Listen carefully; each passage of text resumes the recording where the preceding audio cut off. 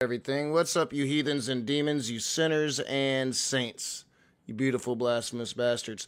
Tonight I'm going to have a discussion with somebody I've never talked to before. I'm looking forward to it. It's been quite a while.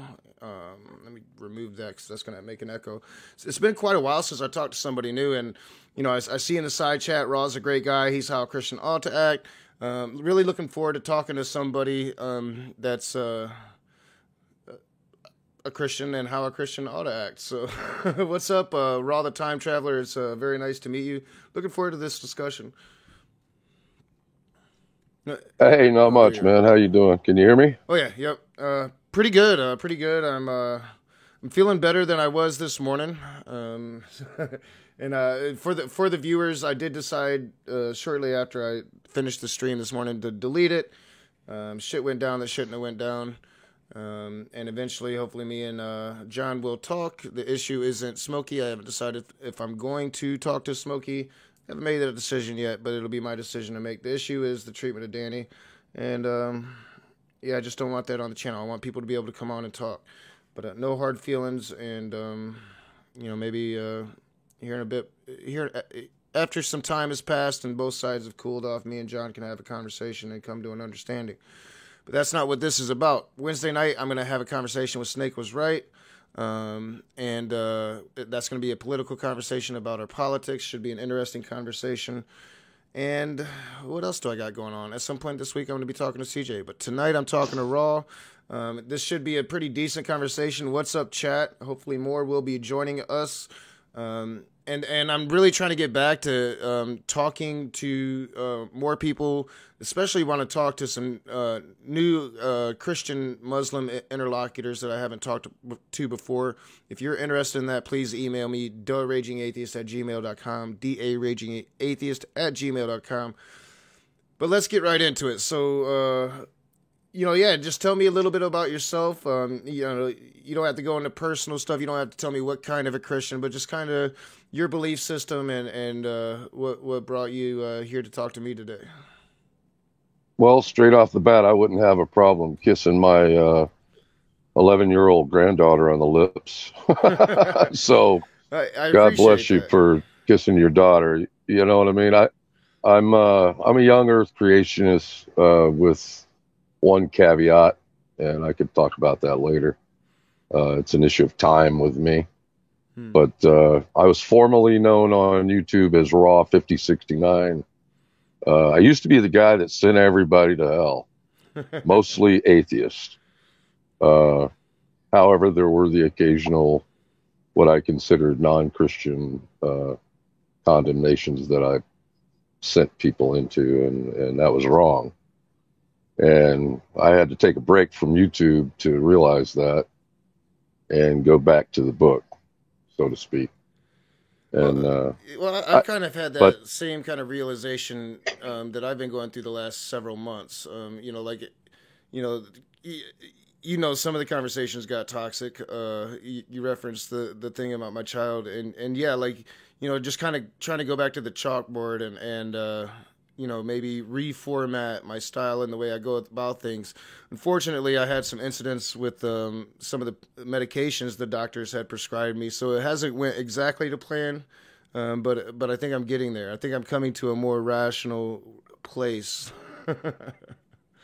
Yeah, we need to keep talking. We can agree to disagree and still be friends. Mm. I mean, we're both human beings, right? And that's my goal. When I back in the day, and to talk about myself, I think I started off pretty good. I used to go into a lot of atheist hangouts back when Google Plus started their hangouts. That's why I call it hangouts. It's streams now. But we would laugh and joke and have a good old time and argue and disagree. And it got heated sometimes. But for the most part, I made a lot of friends, man, that are still friends today. I'm not going to mention any names because, well, I could, but I'm not going to mention any names. They'll recognize me. They'll recognize my voice. But anyway, I got hooked up with some people that were a little more adversarial, you might say. And sounds like you're having a similar issue. So yeah, you got to be careful of that. But yeah. I got carried away. I got a little bit narcissistic on YouTube, and the power went to my head with that, the boot button, as they called it, in Hangouts. And I would boot people out and, bring in and it became an echo chamber of nonsense. And I finally realized it, me being a God believer, I finally, just went, nah, this ain't right, what I'm doing. So I bowed out. Uh-oh. Somebody coming in the door behind you. Yeah, that was they my saw daughter. They saw you were alive and ducked back in, I think. Yeah, but yeah, she was probably trying to duck. I just told her I was going live, but she was probably trying to see if I am, and then closing my door. She doesn't want her noises to pick up on the stream. She's probably making a TikTok or something. Yeah. But anyway, like I said, I'm a young Earth creationist. But there's an issue, that I have with that. I kind of wonder, how long was Adam and Eve in the garden before they fell? So, and as far as time goes, I kind of wanted to talk a little bit about that tonight, but I'll wait on that. But other than that, I'm a literalist. I don't carry a label of a Catholic, a Baptist, a Presbyterian, a Calvinist, or anything like that. I'm a Christian, and I don't go to a physical church anymore. And I can explain that later if you like. Most of the fellowship I get now is with my son and a few friends online, and that's basically it. And a lot of Christians out there would say, well, you're doing the wrong thing. They'll pull up one verse from the Bible, and you probably know what that is, and say that I'm wrong by doing that. But I don't think so. I'm more of I believe we're in the last days. And I definitely think that we could definitely have some interesting conversations. Usually in my Bible interpretations, I usually take a literal stance. For one, it was how I was raised. Southern Baptist. We took the Bible very literally. And for two, it's kind of what it is the thing I fight against is fundamentalism. So like more progressive Christians, people that don't take it literally, I'll usually tend to get along with. But like I really like what you're saying, because I've fallen into this myself. I would kick people out once they would make me extremely upset, and that's something that I really got away from. Dragnot Silvis is in the side chat, and him pointing it out to me really made me see. Often I'm allowing my emotion to end conversations, and when they could go further, they could be a lot more productive. They don't have to end just because I'm catching an attitude, and I think I really got away from that. And I think that's what I really miss is being able to have these conversations and not take it to that personal place, not get just so mad that I just can't stomach it anymore. And really, if you're going to have these conversations, you should be able to do that. You should be able to have a back and forth, combat each other, but it's no hard feelings. You believe what you believe, I believe what I believe, and hopefully whoever's watching, they'll make their own decisions. So that's something that I'm really trying to work on myself is having more tolerance, and not allowing certain individuals to get under my skin and to affect me emotionally. Yeah, well, I'm going to say right now, I'm not really here to preach to you, brother. I learned my lesson on that. Uh, Dragnut, hey, how you doing? I can't see the chat, but I was actually acquaintances and kind of friends with Reverend Shanny at one time. G-Man, all of them that, back in the old school so-called great debate community. There was, let's see, who was there? There was Thunderfoot. There was DPR Jones. The list goes on the atheist side as well. Brian J. I consider him a friend. Used to play Minecraft with him. Was a cool guy. But yeah, me and Drag. I remember when Drag was before he had got big on YouTube. He came into one of my hangouts and we talked. I think he came into one of my hangouts. Correct me if I'm wrong, Drag. I can't remember if you came in or if I went in with you. But you were so much younger then. And he kind of went his way and I went mine, and we disagreed. But Drag, I love you, man. I don't hate you, brother. I really don't. Well, yeah, now that you're here, because you first came into the side chat, and you're just like, I want to have a conversation. I'm like, email me, and you did, and you're here. Now that you're here, yeah, the voice and the face, yeah, I'm fairly certain I've probably seen you before, back in the day, probably long before I ever started doing YouTube. But yeah, I had a little more hair, I think. Yeah. So I used to say it all went south. So well, yeah, I know the feeling. Trust me. I let it get about this long, and then you can really start to see the male pattern baldness coming in. So I have to pretty much keep myself skin-headed. Yeah. I do that too. I actually let it grow out for winter, and now that it's summertime, my old lady just turned the light off. I need to cut it again. I usually keep the top buzzed. I got the skinhead look on the top, and let this be all the hair I have. So. Yeah, but any questions? Go ahead. Any questions that you have, I gladly try to answer. But you've probably heard the same answers from a lot of people. It just might be a different flavor of ice cream coming from me. Well, I definitely, and I definitely think, I said we go about an hour, maybe an hour and a half. So I think we could probably start with your young Earth creationism and the time aspect that you wanted to bring up. You had mentioned it in one of the comments because you were checking out some of my past videos today. So we can start there.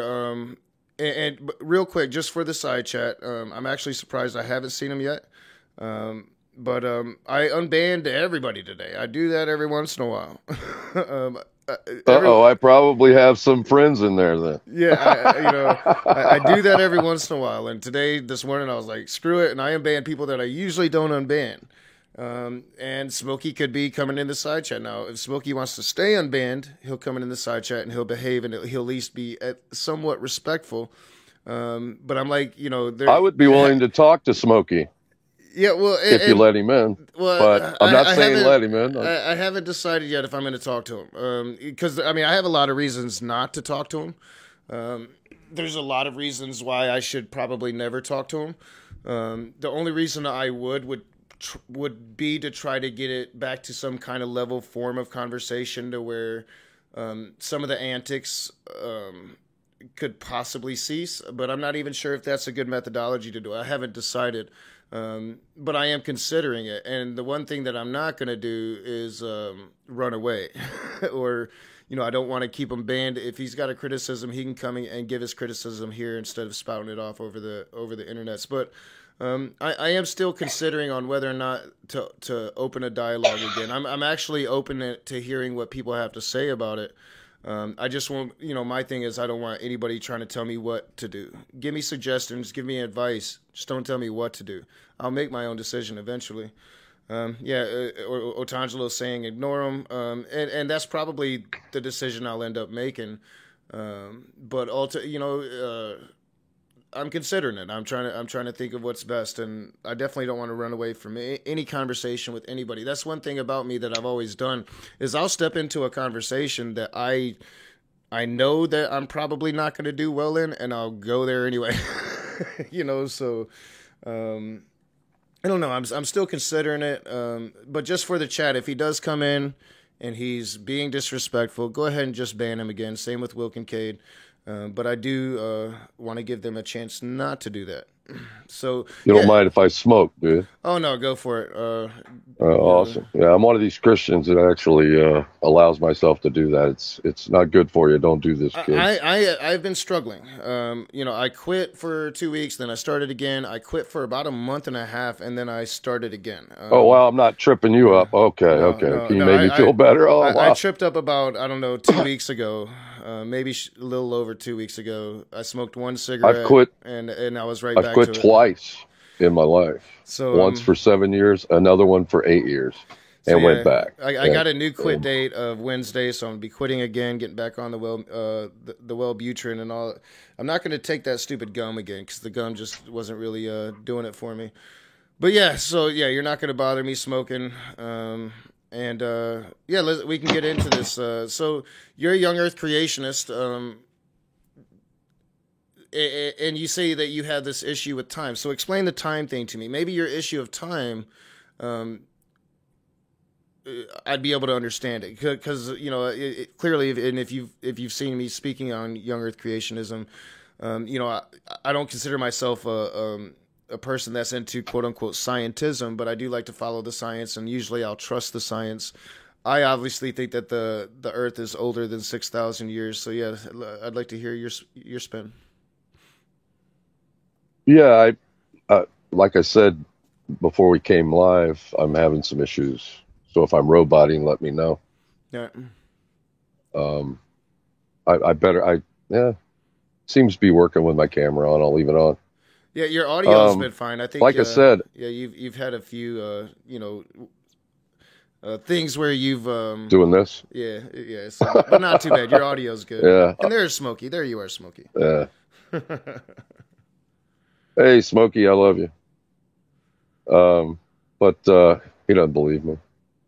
As far as the young Earth part of it, I believe God created everything, and that we consider the universe and the Earth in 6 days. I think he's more than capable of that. Let's face it. If he's a God, or like you've said in one of your prior videos, which I watched today, I did my homework a little bit. If he's the grand alien, of course he's capable. For all we know, we could be living in a matrix, and this little thing that we call reality or nature or whatever in the universe could just be a program that he's running and picking who he wants to let in. Could be like checking a passport. Who knows? But my issue with the young Earth after that is not, I don't have an issue with that. I have an issue before that. How long was Adam and Eve in the garden prior to them eating that apple? So that can you still hear me? Oh yeah. Definitely. Okay. That's interesting to consider because thinking back and I've recently done some fairly extremely literal readings of the Bible on my channel, and I'm dealing with that. I haven't even gotten past Genesis yet, and thinking on that, I don't think it really gives a time on how long Adam and Eve was actually in the garden.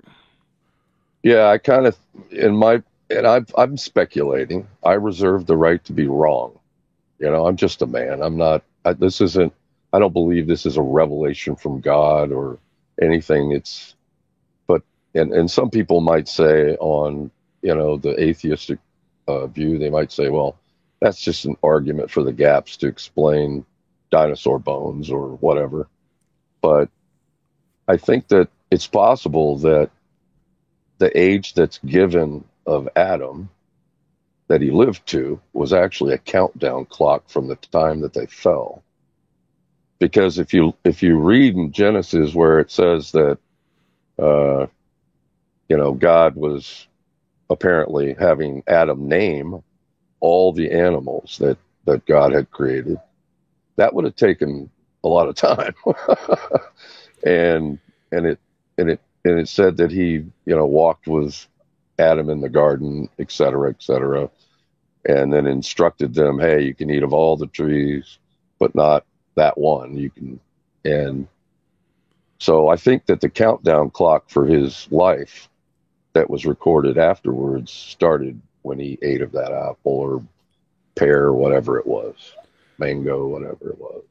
All right, so And by this, and I do want to push back against it, but in just a moment, just based upon my literal readings of the Bible, but does this so this period of time could have been the millennia, right? So like, humans have been around. What Homo sapiens have been around? What, chat, like 200,000 years, maybe, or 50,000. I'm not even sure the time on Homo sapiens, but that could account for all of that time.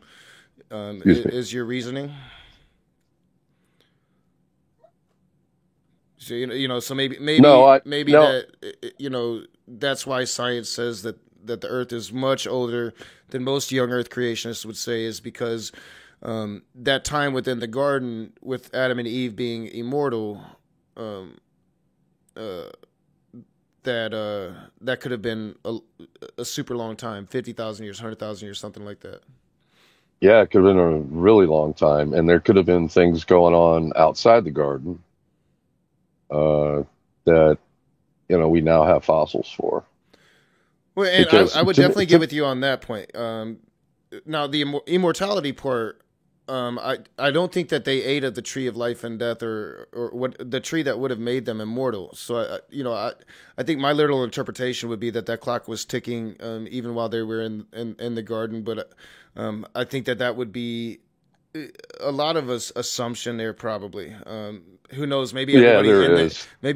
everybody in the garden is immortal. And if God had a plan, He knew that Adam and Eve would be going out of the garden, and had they eaten that fruit, then once they left that garden, they'd be immortal out of that garden. There could have been a lot of concepts there, so I'm not going to push too far back on that. But like, as far as things happening outside of the garden while Adam and Eve was in there, I think I think the Bible says that plainly. I think the Bible says God put nations of man, and then He made Adam and Eve in the garden. So I definitely think that there was nations, and there was things happening. And of course, I'm an atheist. I don't really. I'm just doing an internal critique, trying to understand your point of view. Right. I think that, Well, definitely, we that what you're saying right there is probably, without a doubt, I could take that from a very literal interpretation of Genesis and say, yes, you're correct. to me, it would make more sense, okay, because we do find dinosaur bones, and some people, suggest that, well, Noah could have put baby dinosaurs on the ark. Well, everything could have been a baby. He could have had test tubes of, the what do they call it when it's not born yet? Who knows? We don't know. I mean, that's just ridiculous to think that he could have done that. So I think by the time Noah came along, uh, it probably was babies that walked on the ark of everything that was, still left. And I think God, could have done whatever He wanted to do. And it kind of ends the conversation when I say this, and I don't like saying it, but He could have created everything in one day, the dinosaurs, and took them out the next day. I mean, if you're talking about a God that can speak the universe and the world as we know it today into existence, He could just as easily speak it out of His existence, the following week or month. So who knows? It's speculation on my part. So please don't take it as biblical truth. It's just how I look at things. So I think that the time from the fall was a countdown to his death. Like for example, I'll be 62 this year. From the time I was born, literally, it's a countdown to my death. All of us, depending on, disease, wreck, whatever happens to us. We're kind of in a fragile body, right? So I look at it as it's saying that. So I don't think that God was counting the years of Adam's life when he said, and Adam lived 900 and blah, blah years. I think what he was saying was after the fall, he lived the 900 blah, blah years after he was kicked out. So if that makes any sense. Well, yeah, but it it's does. Speculation. It does. It's speculation. Well, it's your interpretation, and that's the thing. Everybody has their interpretation, right? And I think that's right. That's kind of like the issue that I have with the Bible. It would be, it would seem to me if God was this guiding force, and this Bible was the way to such a God, that. Yes, he might make it difficult for you to find the truth of it, but I think ultimately once you did, people would come to that same truth, and we don't have that. So there goes the dogs. I'm still getting used to the dogs. In regards, I got the same thing happening here. Don't worry about it. Yeah, like I'm totally not used to having dogs. Great animals. The pit bull, he's this massive dog. Slept with me when I was taking a nap. Oh, I'm like, this is that's not nice. a real dog. Well, I mean, that's not a real massive. That's not a real dog. You don't have a real dog unless it's a Chihuahua. Okay, yeah, because they think they are a pit bull. True that. I had a Feist growing up, and a cousin to the Chihuahua, and yeah, he thought me and my brothers were his chew toys. But so when it comes to young Earth, and I get what you're saying, and I think that that's possible, and that could account for like some of the time. But like, man, they see something outside. But how about all of the time? Like, in science, like we know that there's this long stretch of time before any life, and then once there was life, it definitely wasn't human life first. Humans came much later. We know. We right. know, science tells us that the Earth is 4 billion years old. How would that time in that garden account for all of that? You kind of brought up the dinosaurs.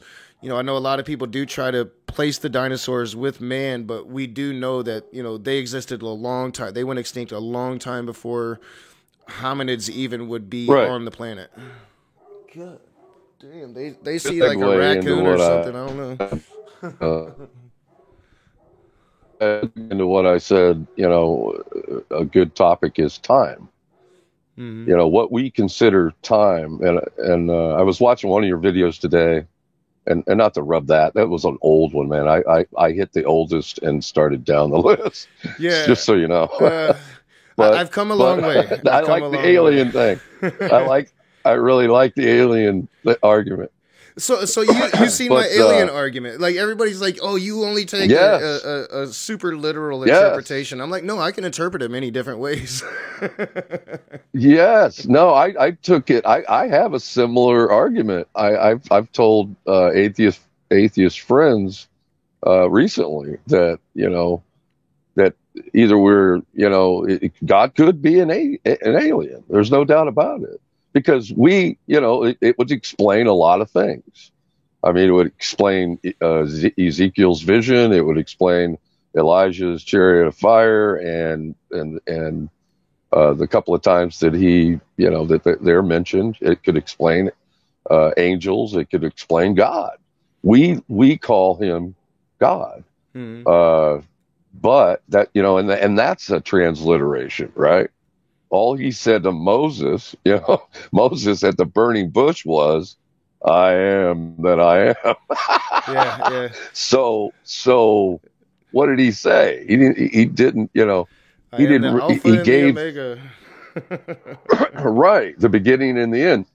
So maybe there is this force, this power that created all things and is out there pushing the buttons behind the curtain like the Wizard of Oz that, we don't know about. So, and we call him God. And that, that would explain a lot of things. And again, it's speculation. But, to stick to what, what did you ask? I forgot what you asked now. Um, yeah. The time thing. Yeah, the The time thing. time. Essentially, Yeah. we have To him, we to have ice him, cores. We there, have so much evidence that the Earth is so old. right, right. And I agree with that. So I don't deny that. It'd be idiotic to deny that. So what I'm thinking is that possibly God is not necessarily outside of time. God is eternal time.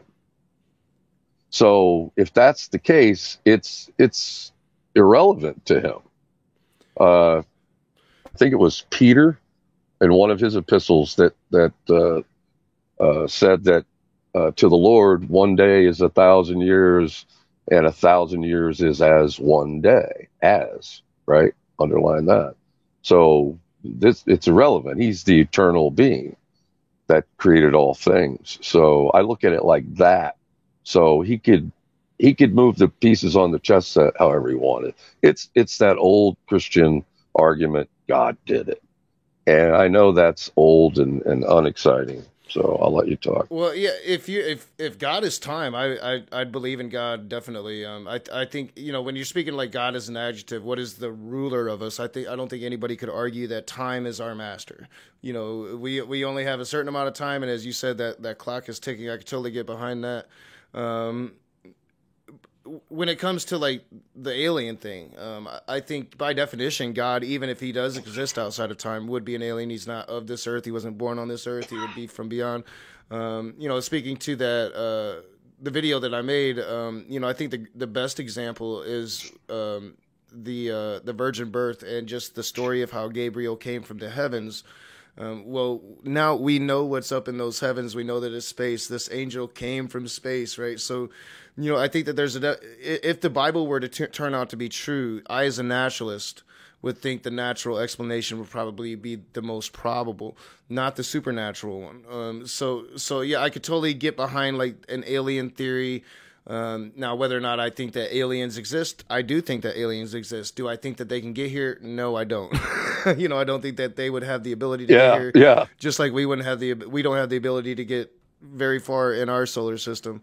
So it all comes down to really is what you're willing to believe and how much stock are you going to put in that to where is it going to guide your life moving forward, and are you going to place everything that this book says as the literal word of God, or can you somehow justify it and make it something that can coexist within the modern world? My issues are often, the Bible can lead people to bigotries and to demonizations and to othering. Really, I think it's all about that interpretation and how far you allow it to dictate your life. Yeah, I would agree with you. And I'm sure that I'm a heretic to many of the Christians on YouTube and in the world today for what I just suggested could be possible. So I'm okay with that. I look at what a couple of the things that say in Scripture that right now we see as though darkly dimly through a dark glass. It hasn't yet appeared what we shall be. We won't know until we get there. The bottom line for Christians today, is this whole faith thing. It literally is a faith-based issue. I don't care what kind of Christian you are. If you're trying to earn your way into heaven, I'm definitely not, one of those people. You can't earn salvation. I think you have to have faith, and that is in Jesus. So, with that in mind, if you don't have that, then you're not going, apparently. And I don't know why, because I think that's a little unfair to the people that were, born before Jesus. And I've often asked myself, what about the people that didn't hear the gospel, that died before Jesus Christ was crucified? Yeah, I've asked that question. What happens to them? I've asked that question a So, lot. Sometimes I get kind of a yeah. Mormon-y answer, like Jesus will meet them and give them a chance before the judgment or whatever. And I think that that's a lot of assumption. But my basic thing is, and according to you, you need to have faith, and that'll get you into heaven. My thing is, people that have faith can turn out to be really awful individuals, and people that don't have faith can turn out to be really, really good individuals. Yeah. And you said that Well, you think that that's not fair. we're all awful. Well, I mean All of us are awful in I, God's eyes. I understand that's like a Christian view. I don't think all of us are awful. I think all of us are nuanced. I think all of us are awful at times and great at times. I think some of us are great at times more than others. Some are awful at times more than others. No, I I can agree. definitely be an To, asshole and I can be a saint. It just depends on the mood that I'm in. It's the yeah, human don't condition. misunderstand me. What I mean by that is we've missed the mark. We're not to the degree that the Bible, okay, literally, suggests that we need to be at to qualify entrance into eternal life, and only Jesus can get us to that. And I'm not going to go into a blown sermon on that. So that's what I'm saying when I mean that we've missed that mark. So there is something that God requires entrance, and that would be believing on His Son. So Yeah, and that's another thing that I don't understand. So I understand that Jesus came and he brought the second covenant, and that kind of changed things. But isn't God by definition unchangeable? I don't understand. I don't. So when he sent Jesus, did he just stop to loving the smell of the burnt flesh? Did he stop? Did he just? I guess to put it in modern terms, was he able to quit the sacrifice cold turkey? yeah, Christians love yeah, to say that God is unchanging, and yet the pillars of their faith is literally God changing. I like what you brought up because apparently the fat burning was his most favorite smell. Yeah, Uh, he enjoyed the smell. He liked the smell. Yeah. right, yeah, like a barbecue. But Mm. but not to be funny, okay? And I'm not talking about it. Hell, everybody, settle down.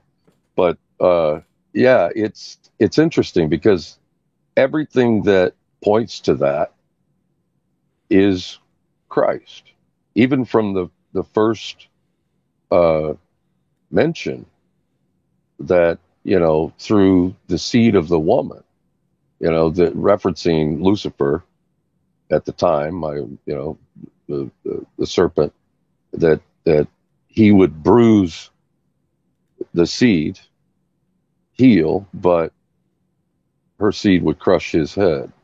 So it's this battle, which is another alien reference, and I'm not trying to change the conversation again. Apparently, there's some kind of battle rebellion going on. Apparently, a third of the created beings, according to God, have fallen away. And there's this battle raging all through Scripture. Uh-oh, did I lose you? No, my daughter's knocking, so I'm just kind of turning everything off real quick to see what she wants. But yeah, you That- keep talking, and I'll definitely, I definitely have something to say about this battle okay, well, and I'll the wait. third. Oh no, Okay, I'll still be okay, able to hear you. I'm just gonna let her come in, and so I got my okay. camera off. But anyway, apparently there's this war that's raging over who's in charge. And Satan, apparently Lucifer, one of his most powerful angels, has fallen. And he wants to be apparently God, according to the scriptures.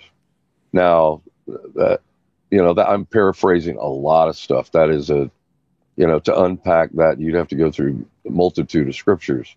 But that seems to be what's going on behind the scenes, and very well could have been going on even before we were created. And it possibly could have been why we were created, to fight against that. So I don't pretend to know everything about the Bible. So go ahead. Well, yeah, I'll admit, like, this is the story that confuses me the most. So the story is that Satan the Morning Star, Lucifer, whatever name you want to assign to him, he was basically the Michael of his time. He was, God's wrath. He was God's most glorious angel. And according to the story, this being was able to rebel against God. And not only this being, but was able to convince a third of the heavenly host to rebel against God. And the confusing thing for me is that these are beings that are in direct contact with God. They're in God's presence. And they still came, I know you said, well, he wanted to be God. It's jealousy. And I'm sure, that could have been one of the things. But it seems to me that whatever happened in this perfect being's presence, that these lesser beings were able to see some form of evil, at least in their perception, that they would need to war against this thing to try to take it over. It's always been kind of the thing that confuses me the most, and it doesn't seem like really Christians question this story, or not just Christians, but just the Abrahamic theists across the board don't really question this story as, Satan is the bad guy. Satan is pulling. I've had several Christians tell me, like, I've got demons right now pulling the strings and I'm a puppet, and all of that. But, like, how do we know that? And doesn't it at least raise to question God itself, that a third of the beings in direct contact with it would rebel against it? Yeah, I don't propose to understand it all either. I'm just looking at what little information is given. For example, Job, when the sons of God, as they were called to a meeting, and the conversation started with Job, and basically, I'm going to paraphrase it. I'm going to butcher the text. So if there's any Christians watching, please, don't. But he basically was bragging on Job. He said, have you considered my servant Job? And the rest of the story, I'm sure. Knock. I don't have to tell you. But I've the sake of the people, quite a bit. Yeah. Yeah. So, he said, oh, I've been going to and fro, and he said, have you considered, and then the wager, Satan said, well, if you take away the blessing, he'll curse you to your face, and blah, blah, blah. And it all got down to the point of, yeah, you can do whatever you want, just don't kill him. And then the rest of the story, and the people would have to read that book, to get there. So, this seems like, to me, and again, here comes speculation, that, God was allowing this created being that, a long leash, you might say. And he was literally, if you look at that back and forth, he was calling, basically saying, if you do this, he'll curse you to his face. And it didn't happen. Now, Job got pissed off, and he had a lot of things to say to God, and God later straightened him out, but he never did that. So he lost the bet. So if Satan seemingly thought he could outsmart God by saying, hey, I'm smarter than you. All right. So yeah, and I want to thank Monkey for Banana for reminding me. Not all Abrahamic theists. This story was early Christian church fathers, and I do believe Islam kind of has it too, but I'm not positive about that. This is definitely something, at least, that I've dealt with Christians, and I did thank you for that clarification. I should have made that clarification. I said all Abrahamic theists, but yeah, in regards to this story, now speaking of Job, my interpretation is that the betrayal actually happened well before the story of Job. The casting down of the angels onto Mount Haran, I believe. That happened, in Genesis period, or at least most Christians think that. That's a non-biblical source, but go ahead. I'm sorry. But even in regards to that, and this is why I'm saying, like, it doesn't seem like Christians really question this story, and I'm glad that you brought Job into it, because if Job was indeed like the spark of that insurrection, my question is, it seems, or my statement is that it seems like Christians aren't really questioning God in in the fact that God is supposed to be this triple omni being that can see the future, that can see inside the souls of these angels. Even should have never really been even able to be surprised by Satan. Should have had complete control of Satan, and yet Satan was able to break control and somehow turn against this being that really, if you think about it, if you're in the presence of such a being, that shouldn't even really be an option. If this is the all-powerful, all epitome goodness, epitome of goodness and what's right and everything, order in the universe, time itself, then such a thing wouldn't seem logically able to happen. Yeah, I think he permits certain things to happen, and this is not a pleasant answer I'm about to give. I've been attacked ferociously on both sides for what I'm about to say. But everything, apparently, according to Scripture, was done for God's good pleasure. Apparently, just like we enjoy entertainment, so does he. So he allowed this to happen, and very well could have, it could have been part of the overall plan. Think about this for a minute.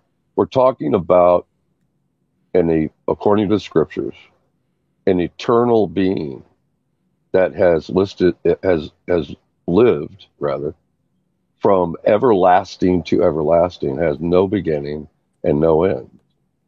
Things could get a little boring. I've even heard, atheists say, wow, we're going to go to heaven. What are we going to do forever? So apparently, but anyway, the case does say that all things were created for his good pleasure. Satan or Lucifer and the ones that followed him could have been part of that and could have been part of the big plan all along so that he could display his glory. Remember, he hardened the heart of Pharaoh, the Bible. We have a lot more information about Pharaoh. And Pharaoh wanted to let him go, apparently, because it suggested that God didn't let him do that when Moses was requesting first, second, third, whatever time. He hardened his heart, and so that he could display his wrath and his glory to the Egyptians and possibly to, angelic beings that may be watching this all. Who knows? Well, yeah, and that's definitely another thing that I definitely take issue. When we're speaking of an all-powerful God, a loving God, a God that loves humanity, loves the Jewish people, right? Israelites, the Israelites were supposed to be his chosen people. That ultimately, for one, you can't really blame Pharaoh in Egypt for enslaving them because it would have been part of God's plan. But for two, all of the atrocity that was visited upon Egypt, I guess, as in punishment for enslaving the Jews, that atrocity is due to God himself because he hardened the heart of Herod. And as you say, everything here is for God's pleasure. And I've often made that statement myself, and people consider it hyperbolic or vitriol, but I'm being serious when I say it seems to me that the story of the Bible is true, that we're just God's soap opera, and he's the writer of that soap opera's Bible, and he controls it all, and that takes away all of free will. That takes away any notion that we are somehow free individuals and it really kind of strengthens my master slash slave relationship between God and man. My argument for that. Yeah, I don't deny that at all. I think that is exactly what it is. And, we have limited free will. I mean, try to leave the planet. You're not going to be able to do that. So within the boundaries of the set boundaries, yes, we have, I believe, a certain amount of choice. Now, in those boundaries, can God interact and step in and be what many would call a monster? Yeah, he can, and I think has. And the most horrific thing, if you're going to load up bullets on your belt and have ammunition to spare, if you had a six, shooter, and you want more bullets in your belt, God sent His Son to be crucified. That's the most horrific thing you could say, but that's the very thing that God says saves us. And Well, as a Christian myself, I've thought long and hard about that. And apparently God, His standards, His rules are so far, His bar, if you've got a guy doing that jump where they use the pole jump yeah, the in the pole Olympics, vault. the pole is set so high that we would never have been able to clear it. And He did all of this to show that He is God. Jesus said this. He said, and I won't preach. He said, but I will say this. He said, I have the authority. I've been given the authority and the power to lay my life down and to take it up again. That sounds like, yes, God is this, what some people call a monster, but I call it, He's a monster for His holiness and His righteousness and His justice. He gets to set the rules. We don't. Well, yeah, I mean, I guess if he exists, that would definitely be the case.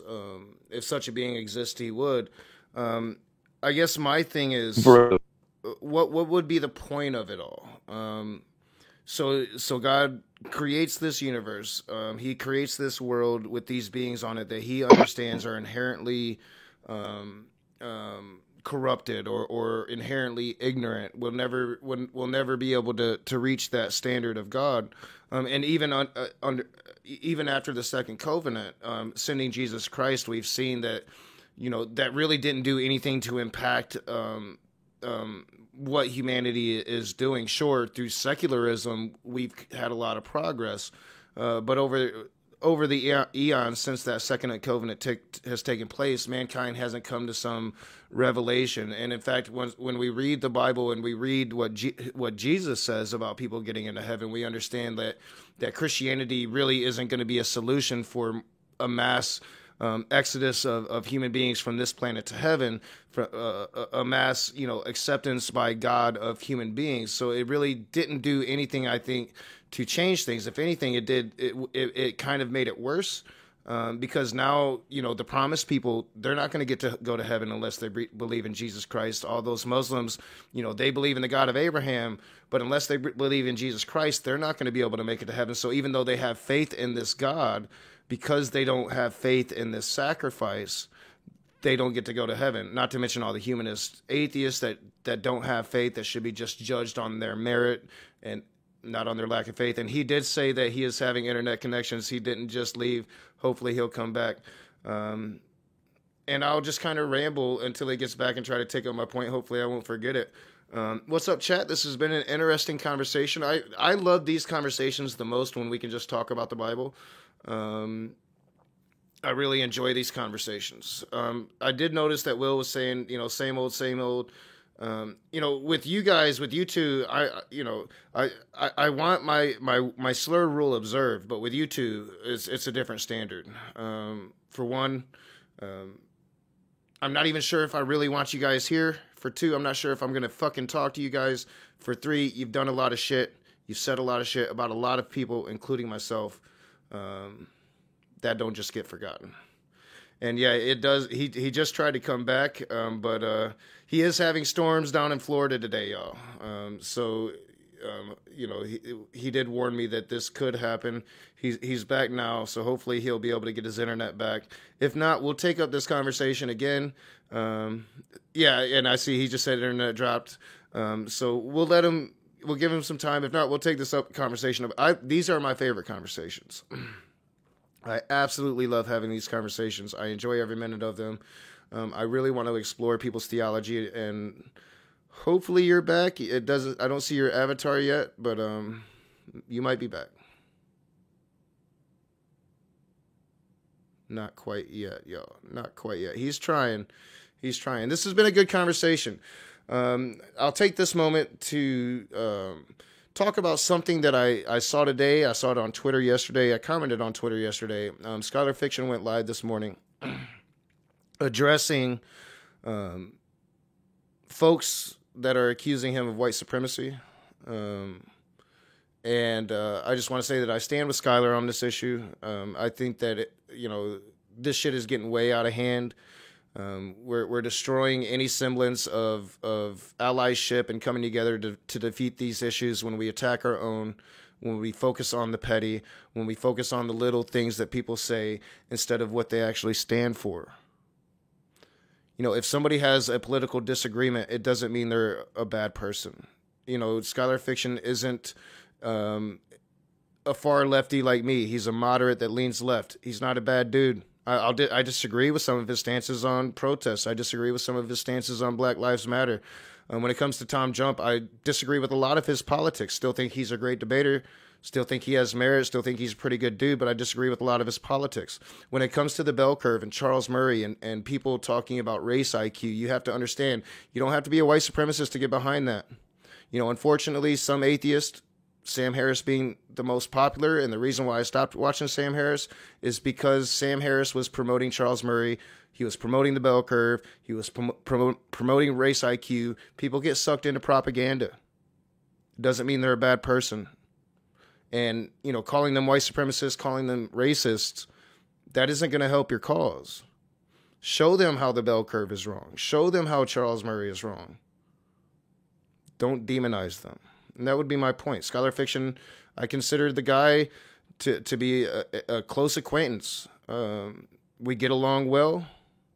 There's nothing white supremacist about that guy. Nothing. And I'll stand with Skylar on that. So, are you back, Raw? He is having some storms, y'all. So, yes, logical, plausible, probable. Yes, LPP. And hello, John Maddox. I'd like to get you onto the channel for a conversation. Just me and you, and we can kind of maybe pick up where we left off on Germania's channel. What's up, chat? Interesting conversation. I love these conversations the most. And especially, I appreciate so far Raw has been able to hear me say, ask my questions and not get offended by it. Not call me some evil person because I'm asking these questions. Interesting. First time I've ever heard a theory about immortality in Garden of Eden. Good thought experiment. Interesting. I'm going to have to think on that. Hopefully he'll come back. It's 8:00. I told him an hour and a half, but now I'm into it and I'm like, oh, this is interesting. I'm enjoying the answers. Now I'm sure once we delve into nuance, we'll have disagreements. That'll be many conversations. And Raw, you're always welcome to come to any open room. Anybody's welcome to come to any open room. Anybody can come to an open room as long as you follow my rules. Anybody. That's my thing. I want anybody to be able to come. And I want you to be able to feel like you're going to be able to speak, get your say in, argue, all of that good stuff. But yeah, I saw that, and I saw, this is an issue of the far left that I think is real. The left likes to eat its own. I think that that's a real thing, and I think it needs to stop. Scholar Fiction is not a racist by any stretch of the imagination. What the fuck happened with the open room? All right, so I talked about it this morning. I don't want to go into too much detail. I'm not trying to cast shade on John. John is like my brother. And hopefully we can keep that relationship. I don't think it's going to happen, unfortunately, but I really do. But what happened was essentially John doesn't like Danny. And Danny's never done anything on my channel to deserve the treatment he's received. LPP didn't deserve the treatment he'd received coming onto my channel. And it's just, that's what happened, Lisa. And it's unfortunate. It's sad. I've been sad about it all day. I know John probably won't believe that. John thinks I'm being extremely unfair. Maybe I am. But it's just, I want to do what's best for my channel, and I want to do what's best for the conversation, and I want to have conversations. I wanted to hear what Danny had to say last night about that debate. I don't have an after show for a debate, so people can't come on it. That's not the purpose of that. But that's all I'm going to say about it. I'm really not trying to denigrate John. He's a great human being. Just doesn't share my future, my vision for what I want to do. Yeah, it doesn't look like you'll be able to come back on tonight, Raw, which is fine. I mean, we had reached the hour anyway. It's unfortunate that it had got cut off like that. I'll definitely bring you on again. As I said, like this week, I'm pretty booked, but maybe I don't think I have anything booked for Sunday, which would be a day off that I could utilize. I think that I might have and I'd be able to utilize. So we might be able to reschedule this for Sunday if you'd be interested in that. I might have an open room on Sunday and we can bring you in and we can kind of start with our discussion and then open it up because he had suggested that we could bring other people in tonight. So maybe that'll happen. So if you could do that, email me and hopefully you won't have storms on Sunday. Fascinating discussion so far. It sucks that it did kind of get broken off there. Weather happens, internet happens. And again, I am starting to actually calm down now. So maybe here in a couple days, I'll actually call John and we can work out our issues. But ultimately, I just think it's best for this channel that it's me, that I have the authority. I make the rules. And that's the decision I made. I made that decision pretty much immediately after ending the stream, the after show last night. I slept on it. I woke up. I had not changed that decision, and that's the decision. It's sad. I mean, like I said, I love John like a brother. That doesn't change just because I disagree with some of his tactics, because he disagrees with some of my tactics, and then that dog is going off again. But I am starting to feel better. I feel good about the decision. I feel bad how it happened, and I feel bad that it looks like we're not going to be able to be friends anymore. I don't take that lightly, but it's what happens. As for Will and Smokey, I haven't decided. I'm back and forth. Oh, Raw's back. You're back. Can we hear you?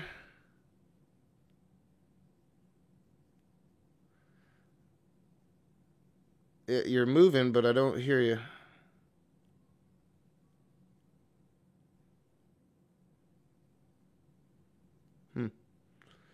Yeah, I don't think it's going to be able to happen now. But that's all right, Raw. If you can hear me, if you're available on Sunday, I'd love to continue this on Sunday. And we'll open it up, just me and you. We'll finish this little talk where we're having. I'll make sure to refresh myself so I know where we left off. And then we'll open it up and we'll bring people in and have a conversation. I think that'll be interesting. So that, we'll try to make that happen on Sunday.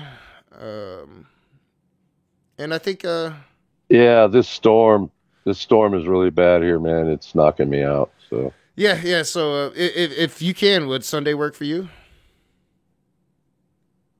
Yeah. What time? Thinking like maybe around 6 p.m. Eastern. Okay. I'll shoot you an email. I've got your bell clicked. Cool. Yep, yeah. that I'll works, definitely brother. shoot you an email. Hey, thank you very much. Oh yeah. Thanks for Thank coming you very on, much man. for having me on. Yeah, it was a good You're conversation. a lot I more enjoyed pleasant it. than Smokey. Oh, thank you. I Yeah, I try. do too. I try. Not all the time. I'll All right, grant man. that. All right. You have a good night. So yeah, I'm just gonna end this, y'all. Thank you guys for being here. Interesting conversation. I love talking about God in the Bible. I don't know why. I think a lot of people would say, I'm just this closet theist. I'm a theist waiting to be a theist again. But no, I love these conversations. I love it when they don't get toxic. I love it when a Christian can accept me for what I am and just have a conversation with me. Understand, like if I'm talking in from the framework of an internal critique, that it's an internal critique and not what I think. I love that. I appreciate that, and I think that hopefully, as we move forward as a society, we can see that more and more within society. Because if you want to talk about coexistence with theist and non-theist and atheists like ourselves, that's got to happen, and that's got to be really on their part. Yeah, there's some things that we're going to have to do, especially people like me. Going to have to be a lot more patient, a lot more tolerant. But ultimately, the end goal is acceptance. It's normalizing atheism. It's saying, hey, we're here, we exist. We want to say, too, our voices are important as well. And it's these types of conversations that'll get us there. These types of conversations where you don't have to be yelling at each other, but you can have a decent conversation about theology, ask the questions get answered. He didn't dodge a single question. Now, I didn't like all of his answers. I'm sure you didn't like all of his answers, but he answered. And he answered differently. I always like it when they answer differently. So yeah, I'm not going to talk about that thing no more. That'll be private, and hopefully we can get over that. But again, it's something that happened, and my decision it's final. It's what I think needs to happen for this channel. So thank you guys for being here. My patrons are the shit, and I still haven't yet changed this. I'm gonna get the new patrons on. I've been out of touch with the patron streams, and I'm honestly considering possibly getting rid of Patreon. I haven't decided. This thing right now shouldn't be about money. I don't really care to have money coming in. This should be about activism and conversation. But I haven't decided. And who knows, maybe I'll really focus on Patreon again. I don't know. I haven't decided. I haven't decided a lot of things. Thinking about a lot of things. Thanks for being here and thinking with me. I'll see you soon. And as always, I have to send a big thank you to my patrons. My patrons have been there for me on the internet